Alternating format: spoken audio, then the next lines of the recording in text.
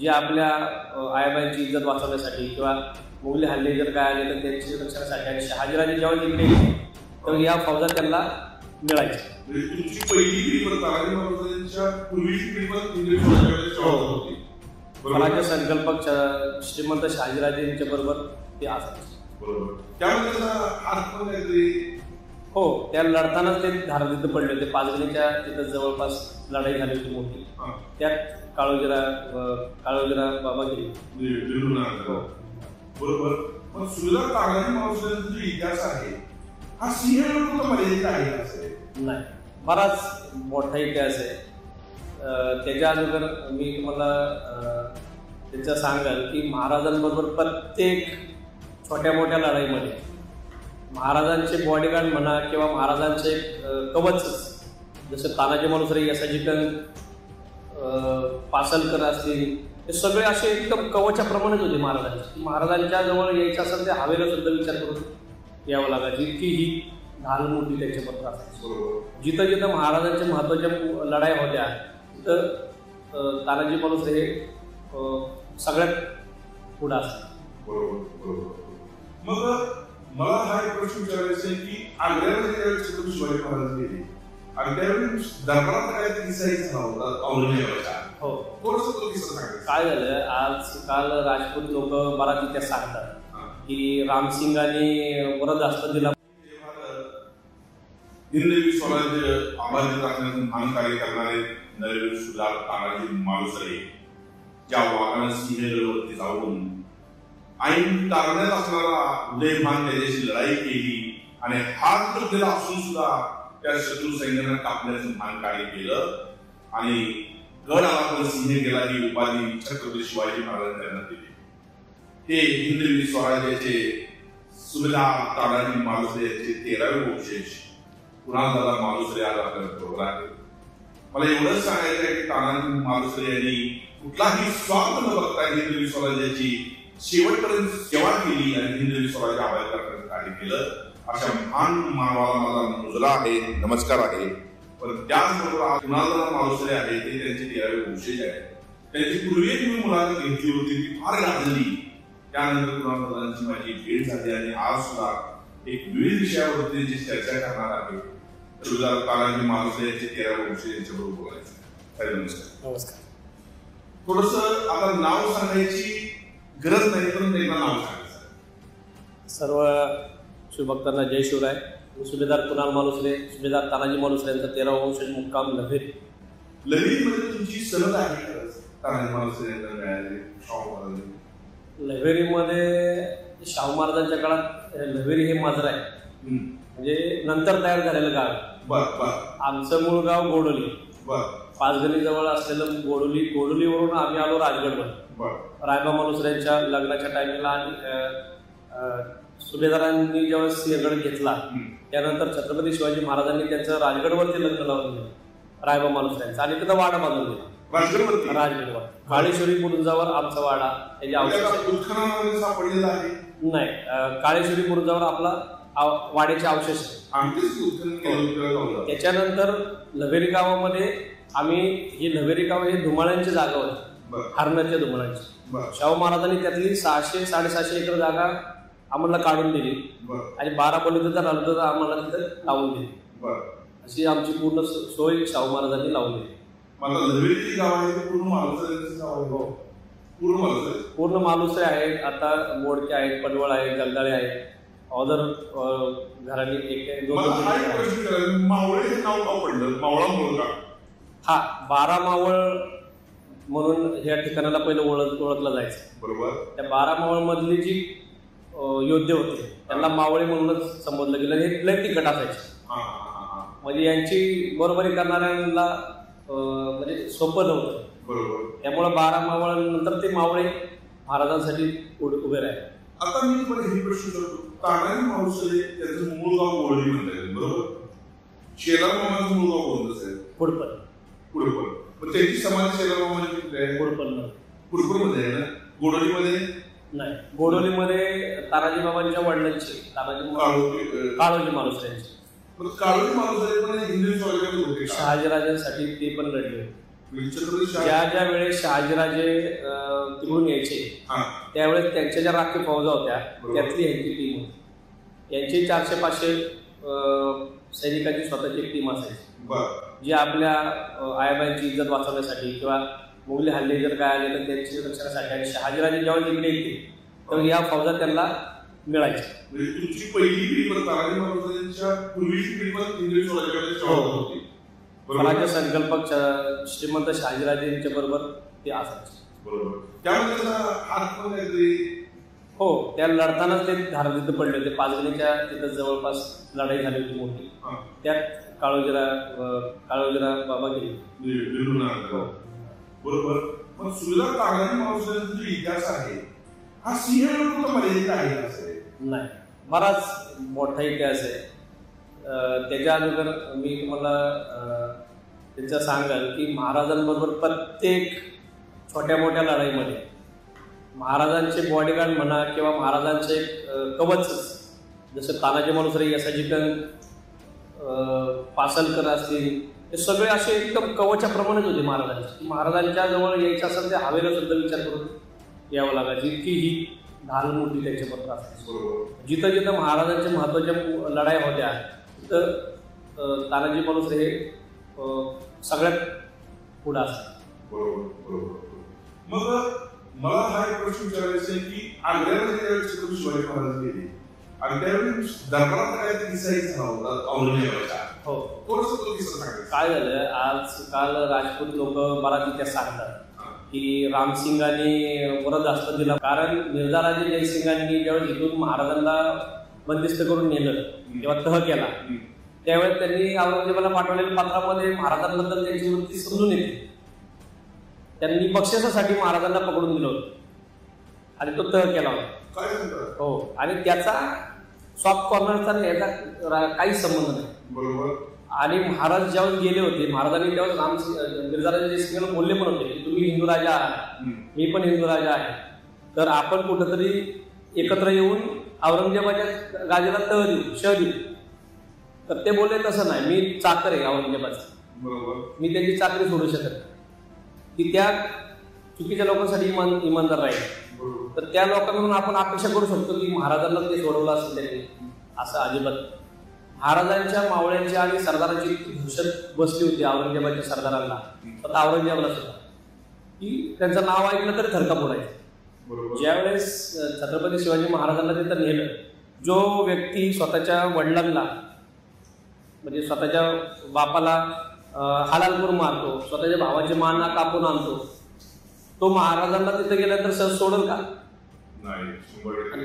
कोण मिर्झाराजे जयसिंग, कोण ते रामसिंग यांच्या शब्दाला किंमत देऊन नंतर मिर्झाराजे जयसिंगांना 1 महिन्यानंतर विष पाजून मारलंय औरंगजेबाने. बरोबर बरोबर. महाराज आग्र्यावर सुद्धा आल्यानंतर जर तो एवढाच सगळ्या गोष्टी म्हणजे त्यांनी हे घेतलं होतं की मिर्झाराजांनी छत्रपतींना पळून जाण्यास मदत केली म्हणून त्यांनी त्या हिशोबाने त्यांना मारून टाकलं. पण एक्झॅक्ट आपली महाराजांची दहशत एवढी मोठी होती की तिथं स्वतः औरंगजेबाच्या राज्यात सुद्धा त्यांनी महाराजांना हात लावायची हिंमत नाही. त्यांनी प्रयत्न केले बरेच, पण त्यांनी डायरेक्ट सरळ सरळ फौजा घेऊन त्यांनी महाराजांवर पाठवलेले एकही उल्लेख सापडला.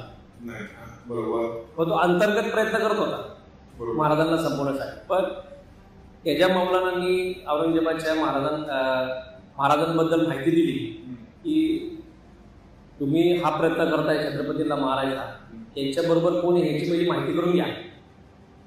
आपल्या एवढ्या फौजा जात्यात ते मराठी त्यांना टीका लागून देत नाही, ती लोक एकदा बघा.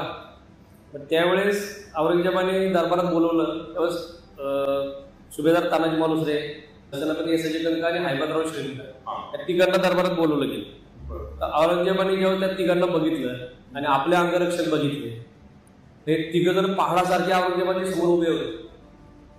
त्यांचं वर्णन तिथं शिवभारतमध्ये केलेलं आहे. आणि त्याच्यानंतर औरंगजेबाचे जे 50 बॉडीगार्ड होते त्यांनी 100 अजून वाढवले, 150 बॉडीगार्ड स्वतःच्या आजूबाजूला केले. म्हणजे छत्रपती शिवाजी महाराज जेव्हा आग्र्यात होते तेव्हा तो खुल्या फिरत पण नव्हता, एवढी दहशत त्यांनी महाराजांची घेतली. तुमच्या 5 लाखाच्या 10 लाखाच्या फौजेमध्ये आमचे 5000 लोक गेली ती कुठल्या प्लॅनिंगने गेली होती हे तुम्हालाही माहिती नसेल. महाराजांच्या बाबतीत म्हणजे बोलायचं म्हणलं तर ते एक वादळ होतं. बरोबर.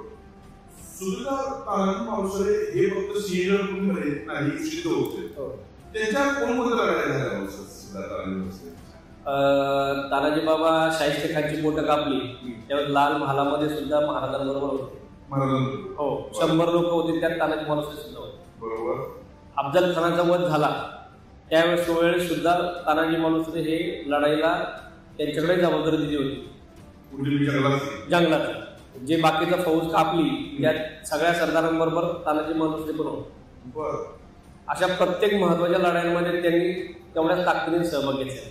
कोकणाचा भाग होता. कोकणची सुभेदारी होती. 30 किल्ले त्यांच्या अंडरमध्ये. 30 किल्ले? हो. सुभेदार पद म्हणजे काय येतं, पूर्ण कोकणची सुभेदारी होती. म्हणजे त्यांना कोकणची सुभेदारी होती. म्हणजे कोकण पट्टा पूर्ण खालचा.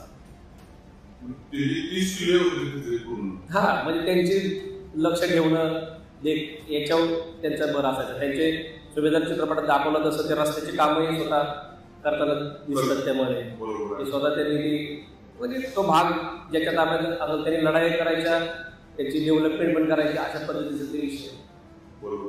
सुर्याजी मालुसरेंचे योगदान काय आहे? सुर्याजी बाबांचं पण मोठं योगदान आहे. तानाजी मालुसरेंच्या पराक्रमानंतर दुसऱ्या दिवशी छत्रपतींनी सिंहगडवरती सुभेदारी पद ही सुर्याजी बाबांना दिली. सुर्याजी मालुसरेंना दिली.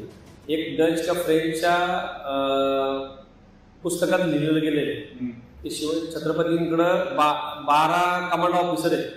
त्या प्रत्येकाकडे 10,000 हजारांची फौज आहे. त्यात 1 नंबरला नाव येतं एसजी कड, 2 नंबरला नाव येतं सुर्याजी मालुसरे, 3 नंबरला नाव येतं बाजी कदम. असे 11 ते 12 जणांची लिस्ट आहे. तो नंतरच्या काळात ते आपल्याबरोबर असतील नसतील, पण अगोदरच्या काळात महाराजांबरोबर 10,000ची फौज महाराजांनी दिलेली फौज आहे. बरोबर. सूर्याजी मालुसरे यांना 10,000 फौज मिळाली होती. त्यांना तिथं सुभेदारी पद दिली. तानाजी बाबांच्या नंतर ते सुभेदार पद तिथे दिले गेले. बरोबर. आणि तानाजी मालुसरेंचा ज्यावेळी सिंहगडवरती मृत्यू झाला तर इकडे सांगायचं काय झालं? आता मी तो तर सगळ्यांना माहिती आहे. मी त्याच्या पुढचा थोडासा मला इतिहास सांगेल. काहींनी इतिहास उडवला की मडेघाटामधून ते पालखून नेलं गेलं. तर मी त्या मडेघाटाचा सुद्धा अभ्यास केला. काय व्हायचं, महाराजांच्या सगळ्याच राण्या एका गडावर नसायच्या. बरोबर. काही राजगडवर होत्या, कारण उपराजधानी राजगडच राहिली आणि रायगड राजधानी झाली रायगड. तर त्यावेळेस ती जे चौथरा आहे मडेघाटाचा, मडेघाटात एक दगडी चौथरा केलेला आहे. नाही, मडेघाटामध्ये. त्यांचं गाव आहे गोडोली. गोडोलीचं पाटीलकीचं पत्र आहे तानाजी मालुसरेंना, त्यांच्या जन्मगावाचं. मग आपल्या गावाला नेतील का ऑदर दुसरीकडे कुठे नेतील? नाही. बरोबर ना. काही संघटना तिथं मडेघाटामध्ये तानाजी मालुसरेंचं स्मारक उभं करण्याची तयारी होती तानाजी बाबांची. आम्ही डायरेक्ट त्यांना विरोध केला की खोट्या इतिहासाला आम्ही दुजोरा देत नाही आणि कुठेही विनाकारण उभं करू नका. तुम्ही तुमच्या गावामध्ये स्मारक उभं करा, पण तो इतिहास आहे म्हणून तिथं उभं करत असताना तर आमचा विरोध. बरोबर. कारण तो जो दगडी चौथरा आहे राजघराण्याच्या स्त्रीचा आहे किंवा पुरुषाचा आहे. त्या राजगड आणि रायगडच्या मधला सेंटर आहे. बरोबर. कारण त्या काळी युद्ध व्हायची तेव्हा सगळ्याच राण्या किंवा सगळे घरातील फॅमिली मेंबर एका गडावर ठेवता येत नव्हते. कधी काही होऊ शकते आणि नंतर झाली पण. बरोबर. महाराणी हिशोबाई साहेबांना पकडल्यानंतर पकडापकडी त्या हिशोबाने महाराजांनी काही लोक राजगडावर ठेवली होती, घरातली काही लोक ठेवली. त्यातलेच कोणाचा तरी मृत्यू झाल्यानंतर तो त्या मार्गे नेलेला आहे रायगडावर. काही संबंध नाही. उगाच कोणी उठायचं आणि मडेघाटाला मालुसरेंचं समाज ते ठेवलेलं आहे, काय नाही. अजिबात खोट्या इतिहासाला दुजोरा देऊ नका. मध्य प्रदेशमध्ये देवास या गावी तिथले 2 राजे होते. धारचे पवार आहेत. एक थोरली पाटी आणि एक धाकली पाटी. तर त्यावेळेस कंकाने मालुसरे घराण्याला 25-25 एकरची जमीन दिली. कुठे? तिथे क्रेज होता असा की कोणाच्या घरामध्ये म्हणजे राज्यामध्ये किती सरदार घराणी आहेत. थोरल्या पाटीकडे 12 ते 15 सरदार घराणी होती. त्यांनी इथून महाराष्ट्रातून नेऊन तिथं बसवली, त्यांचं सगळं बघितलं. आणि धाकल्या पातीकडे 2च घरं आहेत, मालुसरे आणि कंक राजगडचे आणि मालुसरे लहरीचे. बरोबर. या 2 घराण्यांना आमचे वारस तिकडे नेले त्यांनी. आमच्या आजोबा त्यावेळेस काहीतरी 7वीला होते, 6वी 7वीला. म्हणजे छोटी छोटी मुलं त्यांनी वारस म्हणून नेली, त्यांचं शिक्षण तिथं बघितलं, त्यांना कामाचं वगैरे नियोजन म्हणजे जॉब वगैरे लावून दिला. आणि आजोबांना तिथं मध्य प्रदेश मध्ये मिळालेलं जे प्रेम होतं की मालुसऱ्यांचे वारसदार वंशज म्हणून जे सन्मान मिळाला, तो त्यांनी 1997 साली सिंहगडचं जे स्मारक आहे त्या स्मारकाचा साचा तयार करून लव्हेरीमध्ये महाराष्ट्रातलं दुसरं स्मारक जे सेम टू सेम ते लव्हेरीमध्ये 1997 साली बसवलं. का तर मला तिथं जे वारस म्हणून नेलं आणि तिथं जे मध्य प्रदेशमध्ये एवढा मोठा सन्मान मिळाला मालुसऱ्यांचा वारसदार वंशज म्हणून, तर त्याचं मी कुठेतरी भेट देणं लागतो. माझा जन्म लहरीचा आहे. मग आजोबांनी आमच्या 1997 साली ती लहरीमध्ये राज्यमंत्र्यांच्या हस्ते उद्घाटन करून ते स्मारक बसवलं.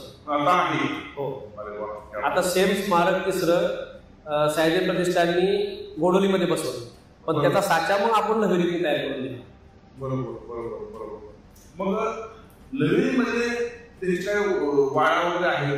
वाड्याचे आमचे अवशेष आहेत. आमचं इतिहास सांगायचं म्हणलं तर आम्ही स्थलांतरितच राहिलो काय गोडोलीवरून कुडपणवरून डायरेक्ट राजगडवरून लव्हेरी, आणि ते पण नदी पात्रात गेलेली दुसरी लव्हेरी. म्हणजे एक पहिलं गाव आमचं पाण्याखाली गेलं, तिथं 150 एकर बागायती जमीन पाण्याखाली गेली, वाडा पाण्याखाली गेला. परत स्थलांतरित झालो आम्ही तिथंच वर. व्हावं लागलं, कंटिन्यू आम्हाला घरं सोडतच जावं लागलं. रायबा मालुसऱ्यांचा पण बराच मोठा इतिहास आहे. हो, काय झालं इतिहासामध्ये महाराजांचा इतिहास आपल्याला वासी केंद्रेंनी 1950 साली बाहेरच्या देशातून अभ्यास करून आणलेला संभाजी महाराजांचा इतिहास. तसं बाकीच्या सरदारांचा इतिहासही बाहेर अजूनही आहे. बरोबर. तो आणायचा राहिलेला. तो थोड्या दिवसात रायबा मालुसऱ्यांचा पण इतिहास जगासमोर, खरा इतिहास जगासमोर येईल. दौंडमध्ये मिरवडी या गावी दौंडमध्ये त्यांचं समाधीस्थळ आहे. 4 तुकड्यांमध्ये त्यांचं समाधीस्थळ आहे. आणि इतिहासकारांनी जाऊन तिथं अभ्यास करावा, मी हे प्रामाणिकपणे सांगेन. हो, म्हणजे एकाच लाईन मध्ये लढताना 3 किलोमीटर मध्ये समाधीस्थळ आहे. हो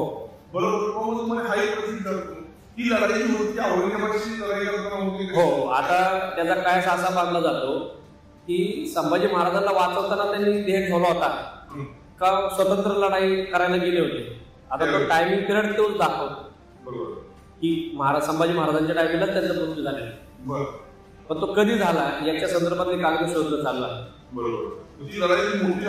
मोठी झाली, नदी पात्रात लढाई झाली होती. आणि त्या भागात आजही म्हणजे जे जुलन मिरवडी गाव आहे ते नियम काय असायचा की फितुरी होऊ नये म्हणून मुघलांची जिथं फौज आहे तिथून 50 किलोमीटरच्या अंतरावर गावात जाळून टाकली जायची, फितुरी होऊ नये म्हणून, कारण मराठी कधी कुठून एक घुसायची. मग तसं मिरवडीचं जुनं गाव आहे ते जाळलेलं आहे. तिथे मंदिराचे अवशेष तुम्ही बघताल ना पूर्ण भगदे गेलेले जुने. आणि त्यावेळेस मिरवडी तिथं नव्हतं अस्तित्वात. तर त्या आता आम्हाला कागद शोधायला प्रॉब्लेम असा येतो की जुन्या गावं तिथं अस्तित्वात नसताना तिथल्या दुसऱ्या गावांचा मूल्य किती आहे शेजारच्या आजूबाजूला, आणि ती कागद बऱ्यापैकी सापडलेली आहेत तिथली. फक्त थोडासा अभ्यास करून आम्ही ते लवकरच केलेले आहे. कारण आमच्या बंधूंनी 20 वर्षापूर्वी ज्यावेळेस वाडा बोलायला गेले होते आमचे मोठे बंधू लक्ष्मीकांत मालुसरे, तर त्यांनी असं मित्रासोबत गेले असताना त्यांना तिथल्या लोकांनी सांगितलं की त्यांनी आडनाव विचारलं मालुसरे. तर मला सांगा, जर आमच्या वारसदारांचं आमच्या पूर्वजांचं ते समजलं नसतं आम्हाला कोणी सांगितलं असतं. त्यांनी सांगितलं मालुसरे आडनाव ऐकलं, ते बोलले अरे तानाजीचं मुलगी रायबा मालुसरे समजलं आहे. तिथला एक वयस्कर माणूस बोलला, कुठं वाडा बोलायला, तिथून 12 किलोमीटरवर मिरवडी गाव. ही घटना 20 वर्षापूर्वीची. आणि संतोष बापू खोपडे इतिहास अभ्यासक यांना मी बरोबर घेऊन वाडा बोलायला गेलो. तिथेही आम्ही विचारलं की तानाजीचा मुलगा रायबा याचं समजलं कुठे. आम्हाला लोकांनी डायरेक्ट दाखवलं जुन्या लोकांनी. आताच्या नवीन पिढीला काहीच माहित नाही की ते जुनं काय असायचं.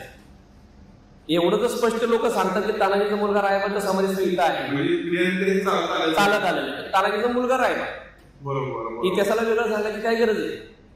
बरोबर.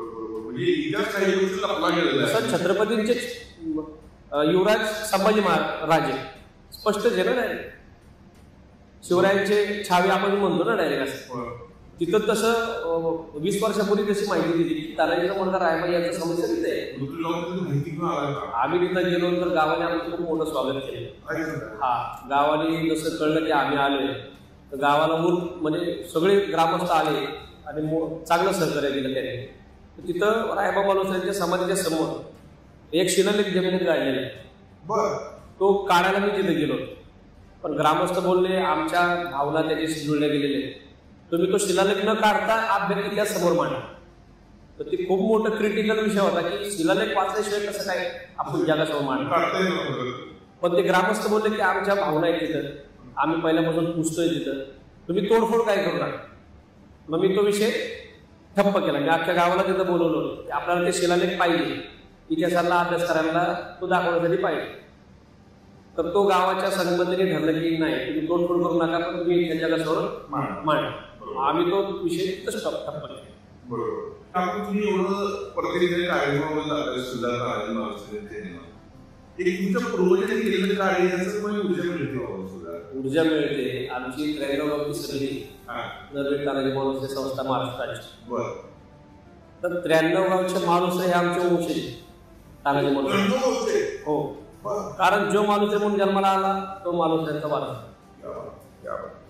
कारण सगळ्यांना अधिकार आहे, वारसा.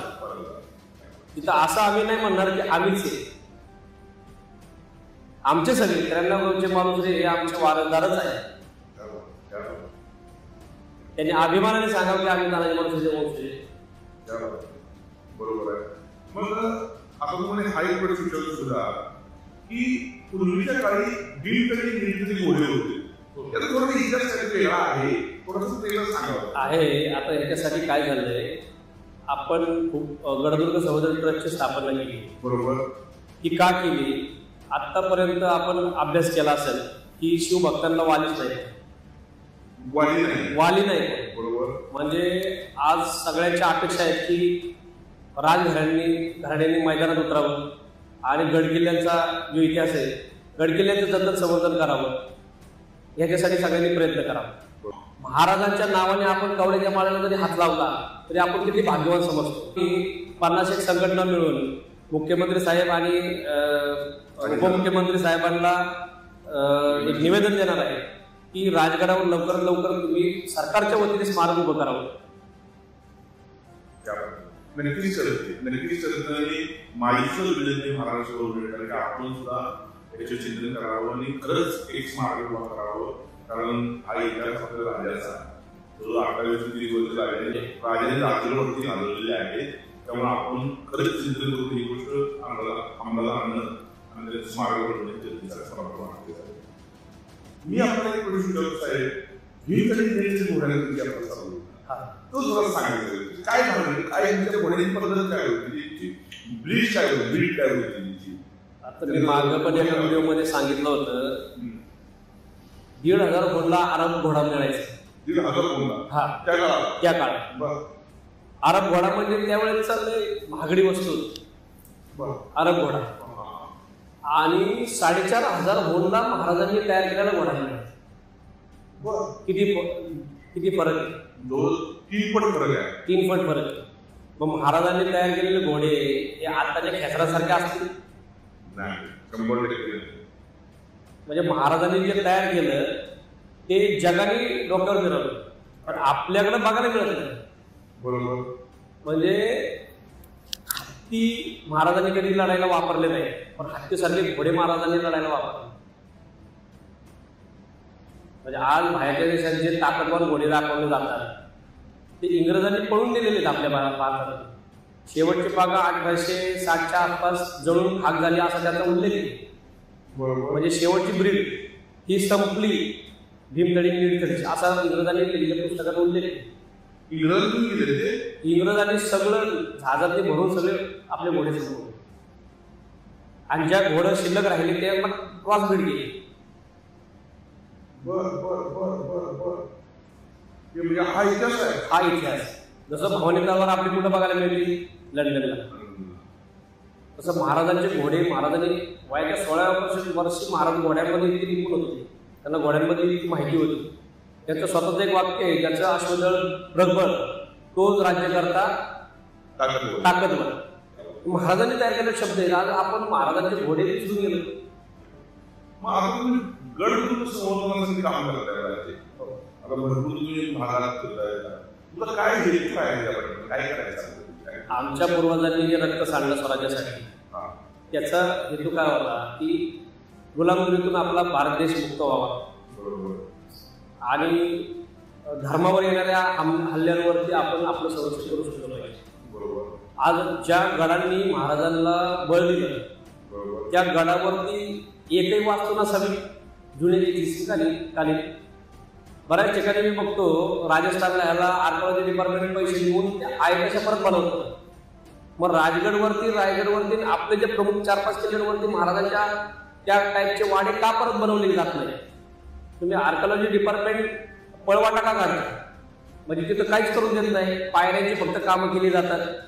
तुम्ही जसे आहेत तसे स्ट्रक्चर का उभी करत नाही? पण त्याच धाटणीची म्हणजे बाहेरून जर उद्या लोक आली तर ते महाराजांचं वैभव कसं बघणार?